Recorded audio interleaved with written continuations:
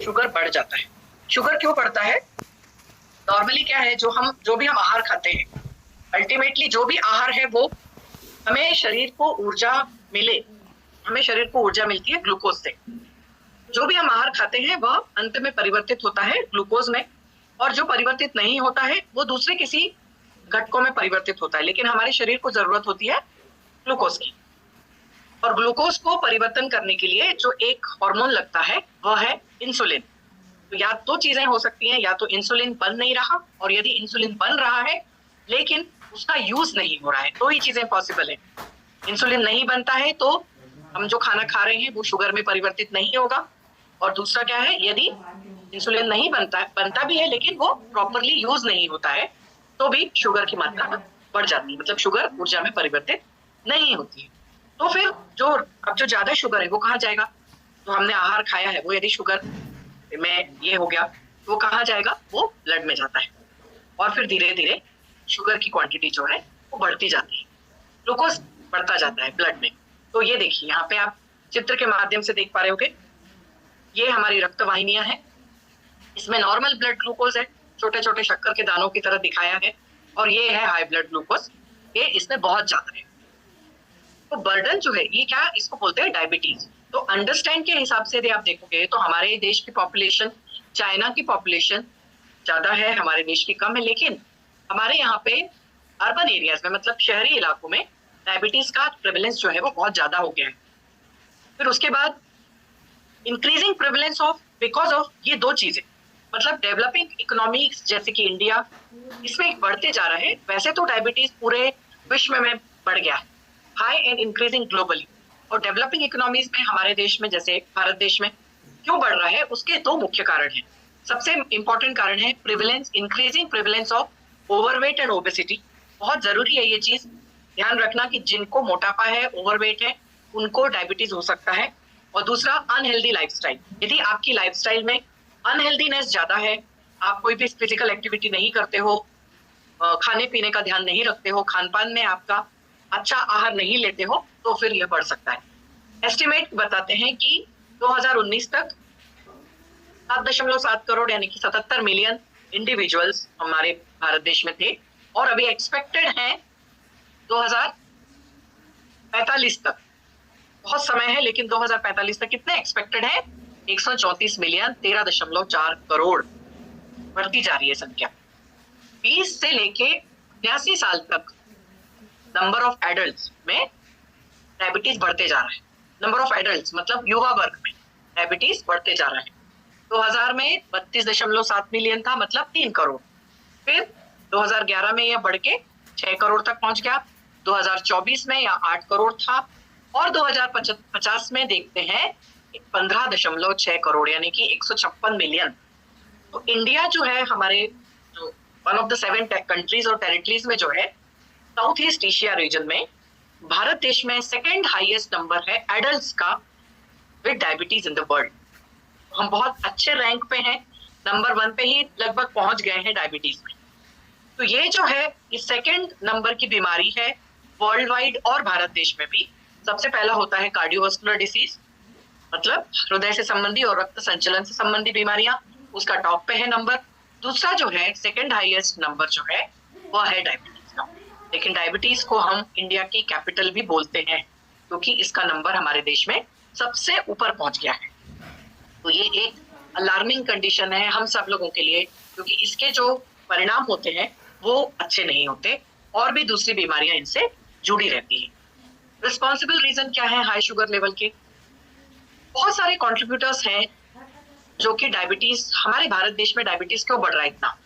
सबसे पहला तो लैक ऑफ एजुकेशन, बहुत लोगों को मालूम ही नहीं होता कि डायबिटीज को बचाया भी जा सकता है। मतलब जैसे आपका मोटापा कम करना है, ओबेसिटी कम करना है, लाइफस्टाइल सही से रखनी है, तो आप डायबिटीज को प्रिवेंट कर सकते हो। ये बहुत सारी स्ट्रेटेजीज हैं, आहार बदल सकते हैं, कंट्रोल कर सकते हैं, तो ये एजुकेशन बहुत कम है लोगों में। दूसरा वेजिटेरियन फूड चॉइसेस जो है उसमें मोस्टली क्या है कि कार्बोहाइड्रेट्स, ऑयल्स, फैट्स ज्यादा हैं। जो लोग भी वेजिटेरियन हैं मोस्टली हैं, तो हम लोग है कि कार्बोहाइड्रेट ज्यादा खाते हैं, ऑयल ज्यादा है। ये इसके कि इससे कुछ नहीं होगा। वेजिटेरियन फूड चॉइस से में कार्बोहाइड्रेट, ऑयल ज्यादा खाने ग्लूकोज ज्यादा बनता है। Increase consumption of processed meat, जो लोग नॉन वेजिटेरियन हैं वो लोग प्रोसेस्ड मीट ज्यादा खाते हैं, इसके कारण भी शुगर बढ़ता है। तीसरा, low consumption of fruits, nuts, seeds and whole grains. बहुत कम मात्रा में हम फल, नट्स और होल ग्रेन्स यानी कि जो स्प्राउट्स वगैरह हैं कम मात्रा में खाए जाते हैं। लेस एक्सरसाइज, मोर स्क्रीन टाइम, ये तो बहुत ज्यादा है सभी का, मोर स्क्रीन टाइम है। Tobacco use, alcohol use, environmental pollution, high blood pressure और हाई कोलेस्ट्रॉल, ये सारे कारण हैं जो कि रिस्पॉन्सिबल हैं शुगर लेवल को बढ़ाने के। ब्लड शुगर लेवल चार्ट क्या कहता है? जब हम बात करते हैं ग्लूकोज लेवल की तो हमारे इसमें ब्लड में कितनी शुगर होनी चाहिए, तो ये साइंटिफिक तरीके से डिफाइन किया गया है। फास्टिंग और खाना खाने के बाद तुरंत और 3 घंटे बाद। तो नॉर्मल तौर पे जब हम ब्लड चेक कराते हैं, ग्लूकोज चेक कराते हैं, तो उसमें फास्टिंग होता है, मतलब 12 घंटे तक कुछ नहीं खाया है। उसके बाद हम ब्लड शुगर लेवल चेक करते हैं और फिर उस नाश्ता करने के 2-3 घंटे बाद फिर से ब्लड शुगर लेवल चेक करते हैं। तो उसमें जब नॉर्मल रेंज आती है फास्टिंग में, तो वह होना चाहिए 80 से 100 और खाना खाने के बाद 120 से 140, मतलब 3 घंटे बाद। यदि आप प्री डायबिटिक हो, मतलब जस्ट शुरुआत हुई है, तो फास्टिंग रहती है 101 से 125 और 2-3 घंटे के बाद खाना खाने के बाद 140 से 160। और यदि आप डायबिटिक हो गए तो 126 प्लस और 200 प्लस, मतलब इसके ऊपर शुगर नहीं जानी चाहिए। ग्लूकोज लेवल कुछ इस तरह से दिखता है, ये है सामान्य बीच वाला। इसके बाद यदि कम हो जाए तो लो शुगर और इस तरफ चलेंगे तो हाई शुगर। इस तरह से हम अपने रक्त में शुगर की जांच करवा सकते हैं। सिम्टम्स क्या क्या दिखते हैं? बहुत ज्यादा इसमें हम लक्षण देख सकते हैं कि डायबिटीज के क्या क्या लक्षण हैं। यदि आपको बार बार भूख लगती है, खाना खाने के 2 घंटे बाद फिर से भूख लगाई। दूसरा, बहुत ज्यादा प्यास लगती है। तीसरा, हाथों में झुनझुनी आती है, टिंगलिंग। फिर ब्लड विजन, आपको ठीक से नहीं दिखता है। फ्रीक्वेंट यूरिनेशन, बार बार वॉशरूम जाना पड़ता है। फटीग, बहुत ज्यादा थकान होती है। वेट लॉस, अचानक से वेट लॉस होने लगता है। डिजीनेस, चक्कर आना। हेडेक, सिर में दर्द होना। स्लो हीलिंग, मान लो चोट लग गई है तो हीलिंग बहुत स्लो होता है। हाई ब्लड शुगर, शुगर बढ़ी हुई है। सेक्सुअल प्रॉब्लम्स, वेजाइनल इन्फेक्शन, ये भी एक बहुत इंपॉर्टेंट लक्षण है जहाँ पे वेजाइनल इन्फेक्शन बढ़ जाता है। फ्रूटी ब्रीथ, जब आप सांस लेते छोड़ते हो तो जो सांस में कुछ फ्रूट जैसी स्मेल आती है। इरिटेबिलिटी, बहुत ज्यादा चिड़चिड़ापन और ड्राई माउथ, मुंह सूख जाता है। ये कुछ लक्षण हैं, कुछ कॉमन लक्षण होते हैं। लो ब्लड शुगर यदि हो जाए तो क्या होता है? शेकी और डिजी, मतलब चक्कर आने लगते हैं। शुगर कम हो गई, आंख ठीक से दिखता नहीं है, बहुत ज्यादा पसीना आता है, बहुत ज्यादा कमजोर महसूस करते हो, अपसेट हो जाते हो, नर्वस हो जाते हो, हेडेक रहता है और आप बार बार आपको भूख लगती है। तो ये लो ब्लड शुगर के लक्षण हो गए। अब डायबिटीज में होता क्या है? इंटरनल जो क्लिनिकल हम जांच करते हैं वो क्या होता है? टाइप 1 डायबिटीज में पेंक्रियास जो हमारी ग्रंथि है उसमें इंसुलिन नहीं बनता है। ठीक है, तो ये हो गया क्या? टाइप 1, जहाँ पे इंसुलिन बन ही नहीं रहा है, इसको हम ऑटो इम्यून डिसऑर्डर बोलते हैं। टाइप 2 डायबिटीज में क्या होता है? हमारे शरीर में इंसुलिन बनता है लेकिन वो रिस्पॉन्ड नॉर्मली नहीं करता, जिस तरह से उसको रिस्पॉन्ड करना चाहिए वो नहीं करता। और blood, they don't take in glucose from your blood stream, मतलब ब्लड में जो ग्लूकोज है वो ज्यादा अपटेक नहीं होता है और इसलिए हाई ब्लड शुगर लेवल हो जाता है। प्री डायबिटीज मतलब बॉडी में इंसुलिन बनता है लेकिन उसका उपयोग नहीं होता है। ये 3 तरह के हम देखते हैं। सिम्टम्स क्या क्या है? मोस्टली होता है टाइप 2 डायबिटीज। सिम्टम्स में आपको हमेशा भूख लगती है, अनएक्सपेक्टेड वेट लॉस होता है, नंब और टिंगलिंग इफेक्ट दिखता है, हाथों में पैरों में बहुत नंबनेस होती है, फ्रीक्वेंट यूरिनेशन, सेक्सुअल डिसऑर्डर सही नहीं होते, आप बहुत ज्यादा थके हुए रहते हो और हमेशा प्यास लगती है। यदि ये सिम्टम्स हमने एड्रेस नहीं किए तो ये कॉम्प्लिकेशंस हो जाते हैं। वुंड्स हील स्लोली, आपके जो घाव हो गया है वो देरी से भरता है। पेरिफेरल न्यूरोपैथी होने की संभावना है, कार्डियोवास्कुलर डिसीज होने की संभावना है, डायबिटिक न्यूरोपैथी हो सकती है, कोरोनरी हार्ट डिसीज हो सकता है और आंख डैमेज हो सकती है, अंधापन आता है। ठीक है, तो ये कॉम्प्लिकेशंस है यदि डायबिटीज को सही से नहीं किया। ठीक है, तो 90% लोग जो हैं वो टाइप 2 डायबिटीज से पीड़ित होते हैं और 10% लोग टाइप 1 से। होता क्या है जिससे इंसुलिन ग्लूकोज अपटेक नहीं कर पाता है? दो हार्मोन होते हैं, आपको सिर्फ एक ही हार्मोन के बारे में पता होगा, लेकिन शुगर मेटाबॉलिज्म जो है, जो हमारे शरीर का ब्लड शुगर रेगुलेट करता है, इसमें दो इंपॉर्टेंट हार्मोन होते हैं। एक होता है इंसुलिन, दूसरा होता है ग्लूकेगॉन। ये दोनों हार्मोन बहुत इंपॉर्टेंट है। तो इंसुलिन और ग्लूकेगॉन ये हमारे शरीर की ब्लड शुगर को रेगुलेट करते हैं। ग्लूकोज कहाँ से आता है? हमारे खाने से जो भी ग्लूकोज बनता है, वो हम जो भी खाना खाते हैं उससे ग्लूकोज बनता है और हमारे रक्त संचलन में चला जाता है, जिससे हमें शरीर को ऊर्जा मिलती है। और इंसुलिन और ग्लूकेगॉन दोनों साथ में काम करते हैं, बैलेंस रखते हैं ब्लड शुगर लेवल को। हमारे शरीर में ब्लड ग्लूकोज जो है वो 70 मिलीग्राम पर डेसीलीटर से 110 मिलीलीटर पर डेसीलीटर की जरूरत होती है। बिलो यदि 70 हो गया उसको बोलेंगे हाइपोग्लाइसीमिया। 110 नॉर्मल है 2-3 घंटे के लिए। इवन आफ्टर आपने यदि खाना खाने के बाद यदि ये 180 तक भी चला जाता है तो भी 160-150 तक इसको नॉर्मल है। 10 इसके ऊपर यदि ये गया थोड़ा बहुत ठीक है, लेकिन इसके बाद यदि आपका बढ़ गया अबव 180 इज टर्म्ड हाइपरग्लाइसीमिया। इसका मतलब है too much glucose in the blood. और 2 घंटे के बाद मतलब if your two blood sugar एक साथ ही यानी हम मान लो मेजर करते हैं और 200 से ज्यादा इसकी मात्रा आती है, तो इसका मतलब है कि ग्लूकोज टॉलरेंस टेस्ट आपका डायग्नोज कर रहा है कि आप डायबिटिक हो। ठीक है, तो यहाँ पे जो हम दो हार्मोन की बात कर रहे थे, ये दो हार्मोन जो है ये दोनों ही पैंक्रियाज में बनते हैं, इंसुलिन और ग्लूकेगॉन। इंसुलिन का क्या काम है? हमारे जो स्टिमुलेट करता है ग्लूकोज अपटेक फ्रॉम ब्लड और ग्लाइकोजन का फॉर्मेशन करना, मतलब शुगर को जो ग्लूकोज है उसको ग्लाइकोजन में कन्वर्ट करना, स्टोर करना। ये काम हो गया इंसुलिन का। और दूसरा जो ग्लूकेगॉन है उसका क्या काम है? जब शुगर की मात्रा ब्लड में कम हो जाती है तो ग्लाइकोजन को ग्लूकोज में कन्वर्ट करना और ब्लड स्ट्रीम में भेजना। सिंपल है। तो जब इंसुलिन कम हो गया तो क्या हो जाएगा? ये ग्लूकोज जो है ग्लाइकोजन में कन्वर्ट नहीं होगा और ग्लूकोज जो है वो हाई ब्लड शुगर बनते जाएगा। और यदि ग्लूकेगॉन ने सही काम नहीं किया तो ग्लाइकोजन कन्वर्ट नहीं होगा ग्लूकोज में और हमारे रक्त में रक्त शर्करा कम हो जाएगी। तो इस तरह से ये दोनों हार्मोन बहुत अच्छी तरह से बैलेंस बना के रखते हैं। इसमें से कोई भी हार्मोन यदि कम ज्यादा हो गया तो ब्लड शुगर लेवल कम या ज्यादा हो सकता है। तो नॉर्मली जब हमें लगता है कि ब्लड शुगर लेवल थोड़ा बढ़ गया है तो हमें ये वाले फूड अवॉइड करने चाहिए जिनका ग्लाइसेमिक इंडेक्स स्कोर। देखिए फूड में भी कुछ कैटेगरीज हैं जिनका ग्लाइसेमिक इंडेक्स ज्यादा है। ग्लाइसेमिक इंडेक्स यानी क्या? वो कितनी ज्यादा एनर्जी देते हैं और ब्लड शुगर लेवल कितने जल्दी बढ़ाते हैं। उसमें जो फ्रूट जूसेस हैं, कुछ फ्रूट्स हैं, केक है, ब्रेड है, खजूर है, बहुत अच्छे हैं, मगर डायबिटीज वालों के लिए ब्लड शुगर फूड अवॉइड करना चाहिए जिसका ग्लाइसेमिक इंडेक्स ज्यादा है, 70 से ज्यादा है।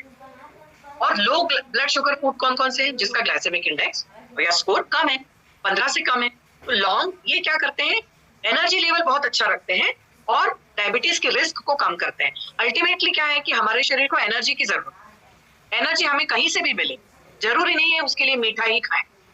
तो ये सारे जो फूड हैं ये हमें एनर्जी ज्यादा देर तक मेंटेन करने में हेल्प करते हैं। मशरूम, एवोकाडो, ओलिव्स, बादाम, अखरोट, अंडा, मांस, ये सारी चीजें, फिश। इसके अलावा फूड जो है वो कैसे लोअर ब्लड शुगर डायबिटीज वालों को कैसे कंट्रोल में रख सकता है, उसके लिए भी बहुत सारे खाद्य पदार्थ हैं। जैसे हरी सब्जियां ज्यादा खाइए, नॉन स्टार्ची वेजिटेबल्स खाइए, आलू ये सब बंद कर दीजिए। आलू गोभी जिसमें स्टार्च ज्यादा है वो कम कर दीजिए। नॉन स्टार्ची वेजिटेबल्स ज्यादा खाइए। बीन्स खाइए, पीज, मटर वगैरह, लेंटिल्स यानी कि ज्वार, बाजरा, रागी, ये सारी चीजें ज्यादा खाइए। होल ग्रेन्स यानी कि मटकी, मूंग, इस तरह की चीजों को ज्यादा खाना है। फ्रूट्स लेना है लेकिन जिनका ग्लाइसेमिक इंडेक्स लो है। पेयर, एप्पल, नाशपाती, ये सारी चीजें इसमें ग्लाइसेमिक इंडेक्स कम है। तो ये सब अपनी लाइफस्टाइल को बदलना है। ठीक है, इंपॉर्टेंट क्या है? लाइफस्टाइल। तो let us find solution with Dhanvantari Madhuneel Amrit Churna और कुछ ट्रेडिशनल आयुर्वेदिक और सप्लीमेंट है जिससे हमें शुगर को हम कंट्रोल कर सकते हैं। मधुनील अमृत चूर्ण, ट्रेडिशनल आयुर्वेदिक सप्लीमेंट जो कि हमारे डायबिटीज को आयुर्वेदिक तरीके से यह ट्रीटमेंट लेके हम अपने ब्लड शुगर लेवल को कंट्रोल में रख सकते हैं। तो यह एक आयुर्वेदिक सप्लीमेंट है, ठीक है। अब इसके जो अवयव हैं एक एक करके देखेंगे। सॉरी, दूसरा प्रोडक्ट है मधुलीन अमृत चूर्ण। सॉरी, इसके बेनिफिट्स है आयुर्वेदिक सप्लीमेंट जो कि ब्लड शुगर लेवल को कंट्रोल में रखता है, इंसुलिन सिक्रेशन को अच्छा करता है और डायबिटिक कॉम्प्लिकेशंस को डिले करता है। मतलब कंट्रोल में आ गया एक बार डायबिटीज तो जो कॉम्प्लिकेशंस होने वाले हैं उनको यह डिले कर देता है और डायबिटीज को प्रिवेंट करता है। 1 चम्मच सुबह खाना खाने के बाद और 1 चम्मच रात को डिनर के बाद इसे आप ले सकते हो। ब्लड शुगर लेवल को हर महीने आपको मतलब चेक करते जाना है और डोज एडजस्ट करते जाना है। मधुरिच डायबिटिक केयर जूस, नीम, करेला, जामुन, इसके इंग्रेडिएंट के बेनिफिट में आपको नेक्स्ट स्लाइड में बताने वाली हूँ। नीम, करेला, जामुन, घृतकुमारी, यह भी एक आयुर्वेदिक हेल्थ सप्लीमेंट है टाइप 2 डायबिटीज के लिए। इसमें भी बहुत सारी आयुर्वेदिक औषधियां हैं जो कि ब्लड शुगर को कंट्रोल करती हैं, डाइजेशन, कॉन्स्टिपेशन और गैस्ट्रिक प्रॉब्लम को कंट्रोल में रखती हैं और कोलेस्ट्रॉल लेवल को कम करती हैं। कोलेस्ट्रॉल लेवल भी एक कारण बनता है शुगर के बढ़ने का। तो इसमें जो औषधियां हैं वो नीम, करेला, जामुन, घृतकुमारी, विजय सार, गुड़मार, चिराटा, मेथी, त्रिफला। तो यह भी एक यूनिक फॉर्मुलेशन है, टाइम टेस्टेड हर्ब्स है सारी, जिससे हम ये आयुर्वेदिक सप्लीमेंट बनाया है। 30 ml जूस 30 ml पानी के साथ लेके सुबह और शाम को एम्प्टी स्टमक इसे आप दे सकते हो। बेनिफिट्स देखेंगे जो मधुलीन अमृत चूर्ण और जूस, कुछ कॉमन जो इंग्रेडिएंट्स हैं उनके बेनिफिट्स देखेंगे हम। इसमें है कटुका, मधुलीन अमृत चूर्ण और जूस में है कटुका जो कि कंट्रोल करता है हाई शुगर लेवल को। तो इसका जो मेनली क्या उपयोग है, यह हम जो स्टार्च लेते हैं तो यह स्टार्च का जो ब्रेकडाउन होता है ग्लूकोज में उसको कम करता है। ओके, तो जैसे ही स्टार्च का ब्रेकडाउन ग्लूकोज में कम हो गया तो क्या होगा कि ब्लड ग्लूकोज लेवल जो बढ़ता है वो कम हो जाएगा और डायबिटीज मैनेज होगा। दूसरा है कालमेघ, कालमेघ भी ब्लड शुगर लेवल को कम करने में हेल्प करता है। यह क्या करता है, कालमेघ का जो रोल है वो है इंसुलिन को पैंक्रियाटिक सेल्स में से रिलीज करने में हेल्प करता है। एक इंपॉर्टेंट रीजन क्या था डायबिटीज होने का, इंसुलिन बनता नहीं है या फिर बनता है लेकिन रिलीज नहीं होता। तो कालमेघ के जो अवयव है वो क्या करते हैं, इंसुलिन को पैंक्रियाटिक मतलब हमारा जो अग्नाशय है उसमें से रिलीज करने में हेल्प करते हैं, जो कि ग्लूकोज का यूटिलाइजेशन प्रॉपरली करता है। कटुजा है, इसको भी हाइपरग्लाइसीमिया में उपयोग किया जाता है बहुत प्राचीन काल से ब्लड शुगर लेवल कंट्रोल करने की। नीम, नीम जो है यह इसका बहुत इंपॉर्टेंट रोल है preventing and delaying the onset of disease. दोनों इंपॉर्टेंट हैं। पहला तो प्रिवेंट करता है और मान लो थोड़े बहुत लक्षण दिखते भी हैं तो जो डिसीज के जो लक्षण हैं उसका ऑनसेट मतलब उसको प्री डायबिटिक यदि आपको तो डायबिटिक नहीं होगे इसकी चिंता कौन करता है, डिले कर देता है ऑनसेट को, डिसीज आने को रोक देता है, प्रिवेंट कर देता है और डिले कर देता है। नीम के कंपोनेंट मैनेज करता है ब्लड शुगर लेवल और आप ये भी देखता है कि आपको ग्लूकोज की जरूरत बार बार न पड़े। फिर गुड़मार, गुड़मार नाम क्या है देखिए, गुड़ को मार रहा है मतलब sugar destroyer. Consumption of gurmar can help decreasing craving of sugar और स्वीट, मतलब जो बार बार मीठा खाने की इच्छा होती है, मीठा खाने की इच्छा, डिक्रीजिंग क्रेविंग ऑफ शुगर और स्वीट फूड, उसको कम कर देना बहुत इंपॉर्टेंट है। जिस दिन मीठा खाने की इच्छा खत्म हो जाएगी ना अपने आप ही ब्लड शुगर लेवल नॉर्मल आ जाएगा। और दूसरा है इसका रोल गुड़मार का इंसुलिन सिक्रेशन को भी बढ़ाता है जिससे ब्लड शुगर लोअर होता जाएगा। फिर करेला या फिर बिटर गोट, बिटर गोट में कुछ ऐसी प्रॉपर्टी है करेला में जो कि इंसुलिन जैसे ही काम करती है। करेला के जो सत्व है वह एक्ट में इंसुलिन कम है तो करेला के जो सत्व है वो क्या काम करते हैं, इंसुलिन जैसे ही काम करते हैं। तो क्या होगा, ग्लूकोज को है वो कन्वर्ट कर देगा ग्लाइकोजन में और एनर्जी में कन्वर्ट कर देगा। तो करेला मेक्स अवर इंसुलिन एक्टिव। फिर जामुन, जामुन भी जो है इसको भी देखा गया है कि यह स्टार्च का कन्वर्जन है शुगर में, यह प्रोसेस को कम कर देता है। जैसे ही शुगर का कन्वर्जन कम होगा अपने आप ब्लड शुगर लेवल कम हो जाएगा। जामुन सीड जो है यह इंसुलिन की अवेलेबिलिटी को भी बढ़ाता है और सिक्रेशन को भी बढ़ाता है। डेविल्ट्री, यह नॉन इंसुलिन डिपेंडेंट मेलिटस में काम आता है। मामेजीवा, एंटी डायबिटिक प्रॉपर्टीज हैं। काला जीरा, एनहेंसिंग इंसुलिन प्रोडक्शन, इंसुलिन का प्रोडक्शन बढ़ाता है और ग्लूकोज के जो ये है मेटाबॉलिज्म है उसको सही प्रोलिफरेशन करता है, सेल्स को ज्यादा बढ़ाता है। तो ये बेनिफिट्स हमें, इसलिए हम क्या बोलते हैं कि मधुलेल अमृत चूर्ण और जूस दोनों ही ये ऐसे सप्लीमेंट है जिनको हम एक हेल्थ सप्लीमेंट की तरह ले रहे हैं, एक फूड की तरह ले रहे हैं। तो ये नेचुरली धीरे धीरे धीरे धीरे हमारे शरीर में से जो ब्लड शुगर लेवल बढ़ गया है उसको नेचुरली कम कर देगा और कहीं कहीं तो ये बढ़ने ही नहीं। इसलिए ये तीनों जो हमारे प्रोडक्ट है बहुत इंपॉर्टेंट है। इम्यूरिच जो है ये रियल गेम चेंजर है। जितने लोग भी इम्यूरिच लेते होंगे उनको पता होगा कि इसमें एक इंसुलिन लाइक ग्रोथ फैक्टर है। अब इसके जो पूरा ये जो समझाया है इसके डिटेल में हम नहीं जाएंगे क्योंकि बहुत कॉम्प्लिकेटेड है ये।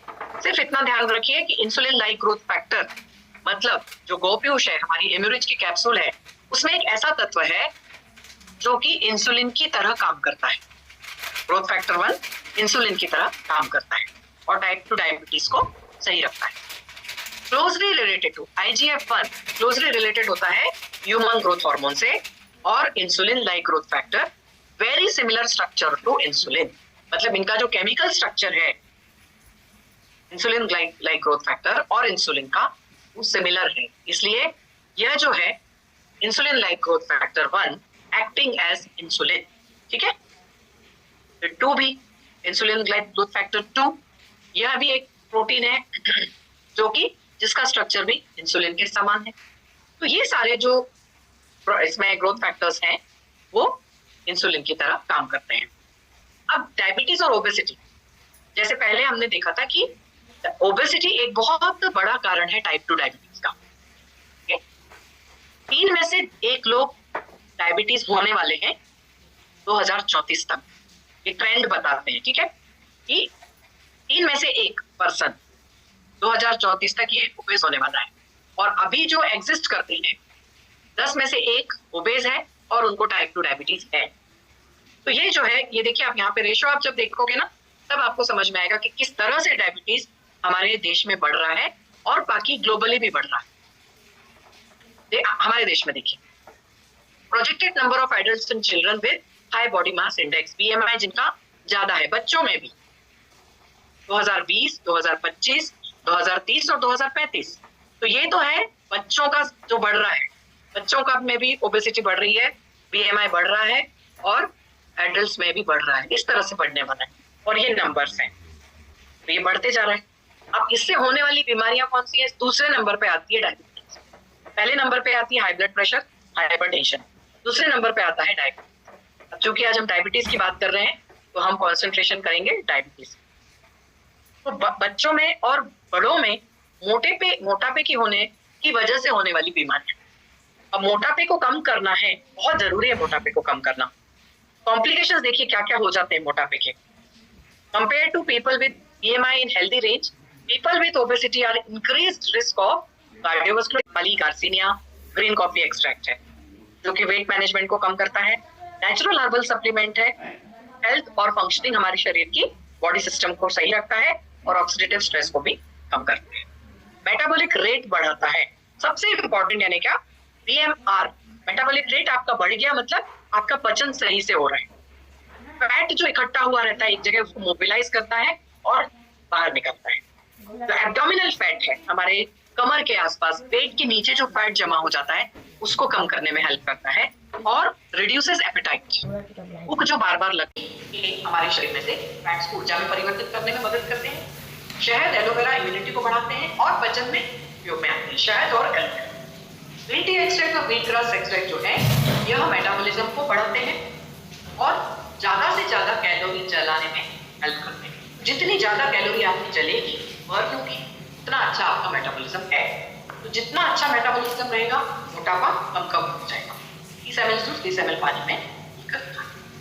और एक और प्रोडक्ट है ग्रीन टी टैबलेट। जब भी चाय पीने का मन करे, यह एक हमारे पास एक ऐसा प्रोडक्ट है जिसमें संसार की वर्ल्ड्स बेस्ट एंटीऑक्सीडेंट इसमें मिले हुए हैं।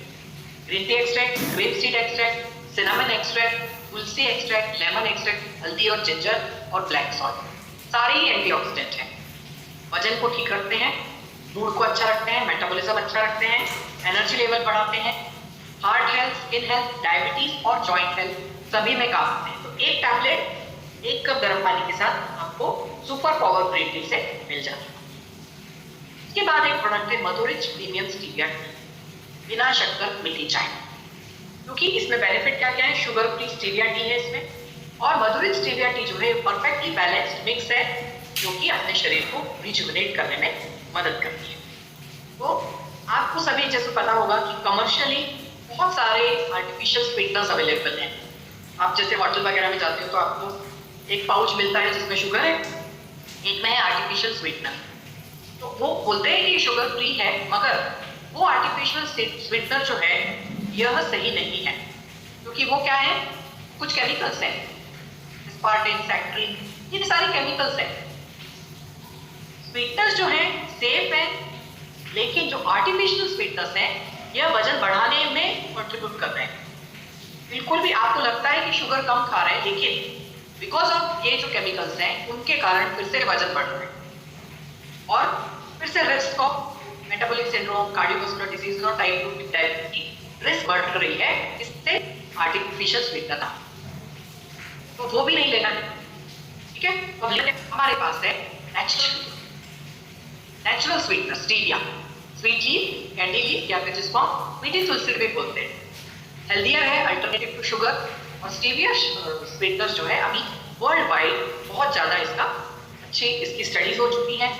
तो यह एक हर्बल नेचुरल स्वीटनर है जो कि स्पेशली इंसुलिन सेंसिटिविटी को सही रखता है और टाइप 2 डायबिटीज में काम आता है। इसमें जो है मीठे कुछ घटक पाए जाते हैं, स्वीट टेस्टिंग केमिकल्स, जिनको हम ग्लाइकोसाइड बोलते हैं, स्टीवियोल, ग्लाइकोसाइड, स्टीवियोसाइड बोला जाता है, जो कि शक्कर से 300 गुना स्वीट है, लेकिन यह नॉन ग्लाइसेमिक है। स्वीट है लेकिन क्या है, नॉन ग्लाइसेमिक, मतलब हमारे ब्लड ग्लूकोज लेवल को यह अफेक्ट नहीं करता, समझ गए, ये do not affect blood glucose level, इसलिए इसको हम बोलते हैं नॉन न्यूट्रिटिव स्वीटनर। इसका मतलब है इसमें बिल्कुल भी कैलोरी नहीं है, ऑलमोस्ट नो कैलोरी। इसके लिए वजन घटाने में के लिए if you are trying to lose weight, ये बहुत काम है, नेचुरल स्वीटनर बहुत काम है, स्टीविया बहुत बेनिफिट है। एक ड्रिंक है मैक्रोरिच, जिसको आप ले सकते हो, जिसमें आपको बहुत सारे एंटीऑक्सीडेंट मिलेंगे। फिर एक और प्रोडक्ट है pure mango, pure moringa powder. Pure moringa powder के बेनिफिट्स हैं, न्यूट्रिएंट रिच है, और मोरिंगा इसमें प्रोटीन, आयरन, कैल्शियम, एंटीऑक्सीडेंट और ढेर सारे विटामिन हैं। इम्यूनिटी को अच्छा रखता है, एनर्जी लेवल को बढ़ाता है, हड्डियों को अच्छा रखता है, डाइजेशन को सही रखता है और ब्लड शुगर को कंट्रोल में रखता है। ये बहुत इंपॉर्टेंट है, beneficial for diabetes as it helps balancing blood sugar level, good for heart health, beneficial for brain function और डिटॉक्सिफिकेशन। इतने सारे बेनिफिट्स हमारे प्योर मोरिंगा पाउडर के हैं। हम क्या होता है, कई बार कुछ सिंपल जो प्रोडक्ट है हमारे जिंदगी के वो मिस कर जाते हैं। प्योर मोरिंगा पाउडर घर में लाके रखिए, जब कभी भी आप कोई भी सब्जी बना रहे हो उसमें डाल दीजिए, 1 चम्मच दाल में डाल दीजिए, तो आपको सारे जो इसके बेनिफिट्स हैं वो आपको आहार में ही मिल जाएंगे। सैलेड के ऊपर आप इसको छिड़क सकते हो, और भी बहुत सारे तरीके हैं, इसका जूस बना सकते हो, इसका दाल में डाल सकते हो, सूप। हमने शुरुआत में